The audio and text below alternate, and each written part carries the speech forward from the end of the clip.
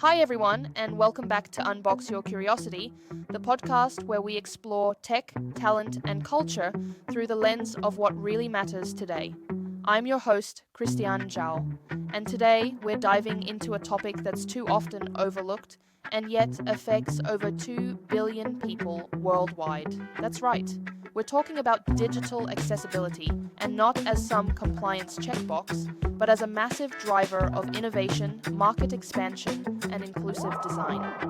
Because here's the thing, accessibility isn't just about disability. It's about making technology work for everyone, everywhere, in every situation. From temporary needs to everyday challenges, to the tools we rely on and the future of AI, there's a lot to unpack. Now, full transparency, today's guest is a little different. It's an AI research bot powered by Google Gemini, trained on over 30 research reports, articles, and developer resources I curated on this topic. So think of this episode as your fast-track briefing, packed with insights, practical takeaways, and a whole lot of curiosity. Let's get into it.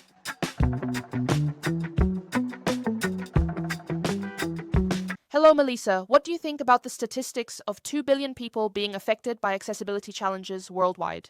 I think one estimate was around 17 billion pounds lost annually just in the UK because websites aren't accessible. Wow. It immediately tells you this isn't some, niche issue. It's massive. Absolutely. And that scale is really what we're diving into today. We've gone through, well, quite a stack of material. I have provided you with some reports, articles, dev guides, and research. And our mission really is to distill what they're telling us about digital accessibility, and importantly, not just as a compliance thing. The strong argument coming through all these sources is that accessibility is actually a major driver for, innovation and growth in tech. That's an interesting angle, and I can see why, because you cover a larger group of population, just like the launch of iPhone with good interface. Yeah, we want to figure out why these materials say tech companies need to be prioritizing this now, how focusing on inclusivity can genuinely spark creativity and development. And what the future could look like.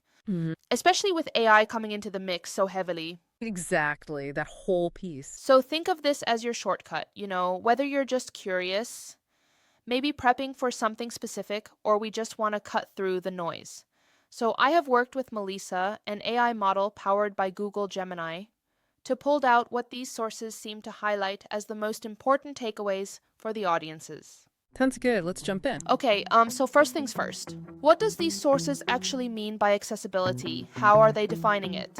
Well, the core definition that comes through is enabling people to perceive, understand, navigate, and interact effectively with the digital world. So basically making sure tech works for everyone. Basically, yeah. But the key point they all hammer home is that it goes far beyond just serving people with permanent disabilities. Right. That is crucial. They talk about temporary and situational needs too.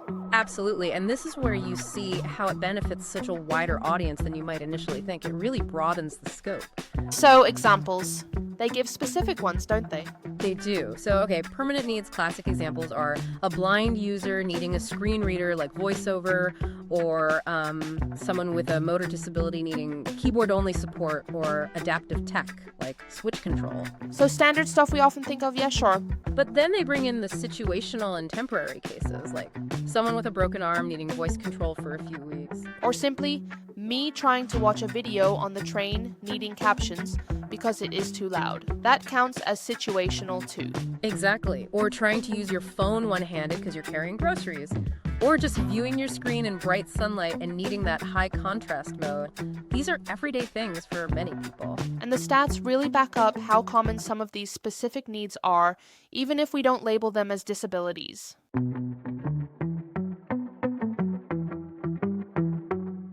Totally. One source mentioned over 300 million people worldwide have some form of color vision deficiency. Wow, 300 million. And dyslexia affects, about 1 in 10 people? That's like 780 million people globally. These aren't small numbers.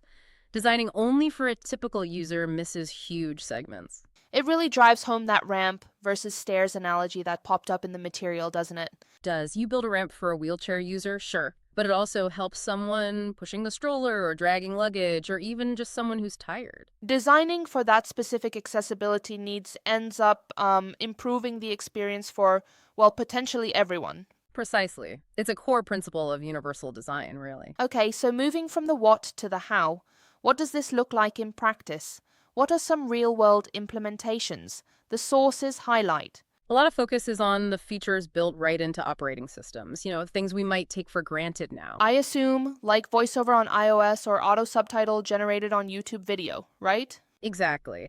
And the sources emphasize that things like VoiceOver aren't just simple add-ons. They rely on deep accessibility APIs that developers have to hook into. So, actually, developers need to expose information about their app elements so the screen reader knows what to say. Right. It requires conscious effort during development. And it's not just vision either. Think about features for motor skills, like switch control, letting someone navigate with just a single button or an external switch. For guided access, maybe? Hmm. Helping someone with cognitive differences stay focused on one task. Yeah, or even display customizations like increasing contrast, reducing motion, using bolder text. These are all engineering solutions driven by diverse user needs. The guiding framework for a lot of this, the sources point to WSAG, right? Mm-hmm. WSAG. They talk about the four main principles: perceivable, operable, understandable, and robust, POUR for short. POUR, okay. It provides a structure, a way to think about building inclusively rather than just a random checklist. It covers things like making sure users can perceive content through different senses, operate the interface effectively, understand the information and navigation, and ensuring it works reliably across different technologies, including assistive tech. And on a practical UI UX level, what design choices make a tangible difference according to the sources? Lots of specifics. Things like using sufficient color contrast between text and background, that's a big one. Choosing readable typography. Now, choices matter. And making sure clickable elements like buttons or links are large enough to actually tap easily. The figure that often comes up is a minimum target size of 48 by 48 pixels, or density-independent pixels. And that 48 by 48 rule, it's not arbitrary, is it? It helps everyone. Totally. Hitting a tiny target is hard for anyone, especially if you're on the move or maybe have hand tremors or, just using your phone one-handed. Designing for a specific motor need makes the interface better, more robust for all users. It keeps coming back to that universal benefit. It really does. Yep. The sources also highlight multimodal interfaces, giving users options beyond just touch. Like using voice commands or keyboard navigation. Exactly. Combining voice, touch, visual, maybe even tactile elements, it makes the product usable in way more situations for way more people. It's about flexibility and choice. And speaking of tactile, one area flagged as really innovative, driven partly by accessibility, was haptic feedback, especially in things like VR. Oh yeah, haptics are fascinating.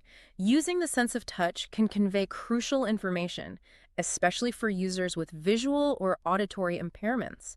It's an alternative sensory channel for alerts, feedback, navigation cues. And it's getting pretty sophisticated, isn't it? It really is. We're moving beyond just simple buzzes. Yeah. The sources talk about simulating textures, directional forces, even temperature changes. This kind of rich tactile interaction pushed forward by accessibility needs is fundamentally changing how everyone might interact with digital worlds.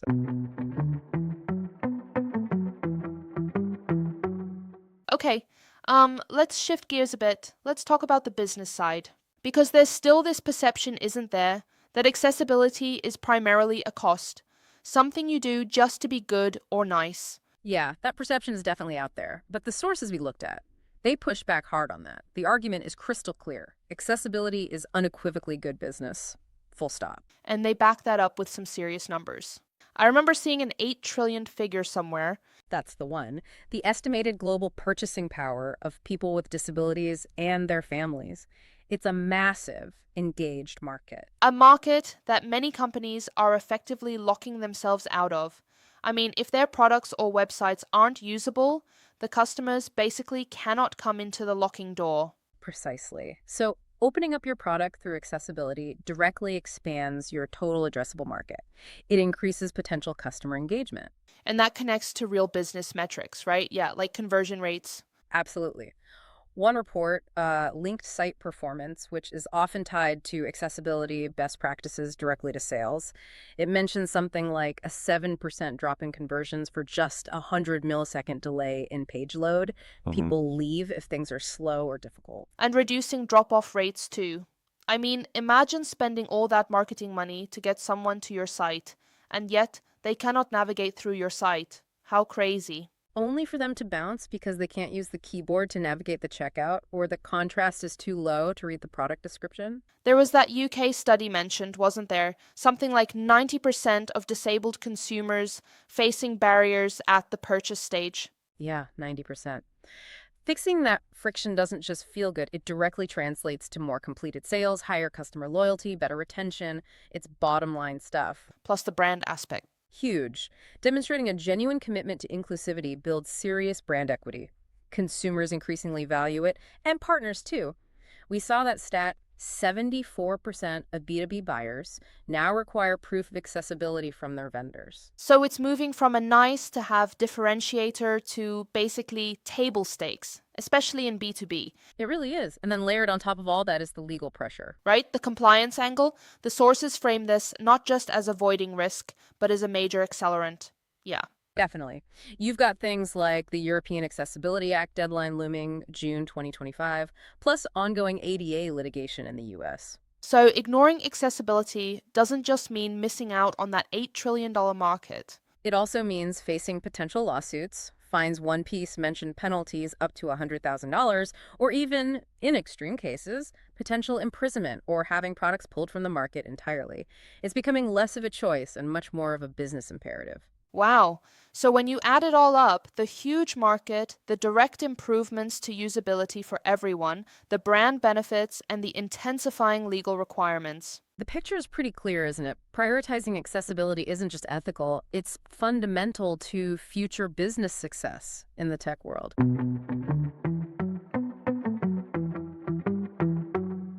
Okay? So if the business case is so strong and the benefits are so clear, why the resistance? Why isn't everyone doing it perfectly already? The sources do acknowledge challenges, right? Oh, absolutely. It's not always straightforward. One example that really stood out was the initial launch of Meta's Threads app.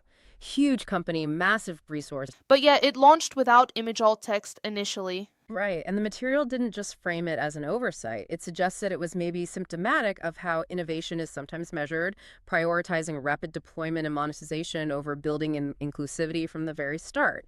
It highlights a potential conflict in priorities. That makes sense. Speed to market pressures versus taking the time to build it right for everyone.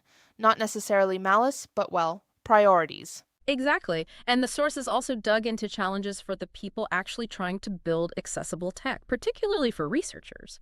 How so? Well, think about it. You want to test accessible prototypes with users who have disabilities, right? You need their feedback early. But what if the prototyping tools you use, like Figma was mentioned, aren't fully accessible themselves? That's a real catch, isn't it? How do you test an accessible design by using an inaccessible tool?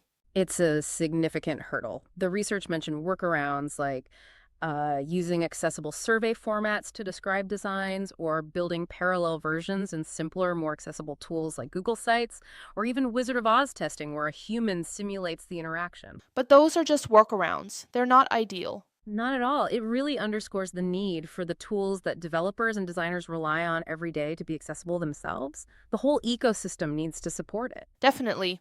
And beyond the tools, there's the organizational challenge mentioned, getting accessibility embedded into the company culture and workflow. Yeah, that's a big one. It can't just be an afterthought tacked on at the end by a small team. It needs a cultural shift. The sources talked about needing cross-functional teams involved, didn't they? And thinking about it at every stage. Right. One model mentioned was thinking in 3 layers. Prioritize accessibility up front, fix existing issues systematically, and future-proof new developments so they're accessible from day one. It requires buy-in across the board.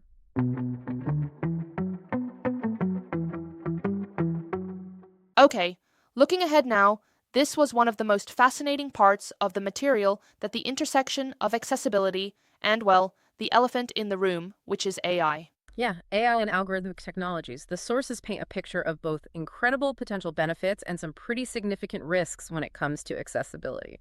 Let's start with the potential. What are the upsides AI could bring? Well, think about AI and large language models tailoring content automatically. Imagine AI simplifying complex jargon into plain language for someone with a cognitive disability. Or generating audio descriptions for videos instantly, or maybe even real-time sign language translations. Exactly those kinds of things. Making information universally accessible in ways that were previously difficult or expensive. There was a survey mentioned where users expressed real optimism, feeling AI could make difficult tasks much easier, potentially leveling the playing field in areas like work or education. And specific use cases are already popping up. Yeah, things like AI assisting hearing impaired individuals with phone calls, helping developers understand complex code, creating highly personalized learning tools. Even autonomous vehicles, while still facing challenges, are seen by some as a potential game changer for mobility accessibility, especially for blind or low vision individuals. Okay, so huge potential, but the sources also raised some serious red flags, didn't they? They absolutely did. A crucial warning came through loud and clear. AI tools aren't neutral. They can inherit and even amplify existing biases. They can become, as one report put it, vectors of discrimination. How so? What are the specific risks for people with disabilities? The sources highlighted disproportionate impacts in really high-stakes areas. Think about biased AI tools used in hiring that might screen out qualified candidates with disabilities. Or educational proctoring software that flags neurodivergent students' atypical eye movements as cheating precisely. Or government algorithms incorrectly denying benefits based on flawed data or assumptions. Issues with healthcare triage algorithms, problems with biometric identification for transportation, biased risk assessments in the criminal justice system. Well, unfortunately, these aren't just theoretical risks, then they're happening now. They are, and the sources emphasize that disabled individuals are often impacted first and worst by these algorithmic harms. Plus, there are major privacy concerns, especially when these systems rely on sensitive biometric or health data. Okay, so what's the key takeaway then, facing this double-edged sword of AI? The absolute essential point, driven home particularly by that CDT 8KPD report, is that people with disabilities must be centered in the entire life cycle of AI. Meaning involved in the creation, the deployment, the ongoing auditing, right? Yes, from the very beginning. It's the only way to ensure the potential benefits are actually realized for them, while also building in robust safeguards against these very serious risks. And critically, ensuring there are clear, accessible ways to opt out or seek recourse when these systems impact fundamental rights. It has to be inclusive from the ground up, essentially. Absolutely. Otherwise, we risk creating a whole new generation of digital barriers. Okay, so zooming back out, we've covered a lot of ground in this deep dive. We really have. We started by pushing past that narrow definition of accessibility, seeing how the sources define it much more broadly, temporary, situational needs, impacting billions. Then we look at how designing for those diverse needs actually drives real, tangible innovation in tech, from Coral's features right through to cutting-edge stuff like haptics. Yeah, and we really hammered home that powerful business case. It's not just charity, it's a massive market opportunity. It boosts core metrics, builds the brand, and honestly, it's becoming legally non-negotiable. We acknowledge the real challenges too.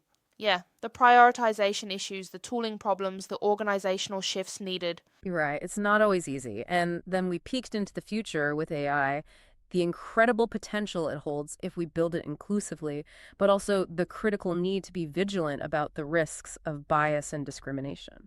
So the core message that really comes through all this material is that accessibility isn't just an add-on anymore. It's not a side project. No, it's fundamental. It's fundamental to good design, good business, and genuine innovation in technology today. It truly benefits everyone, it's increasingly mandatory, and it's deeply intertwined with where tech is heading, especially with AI.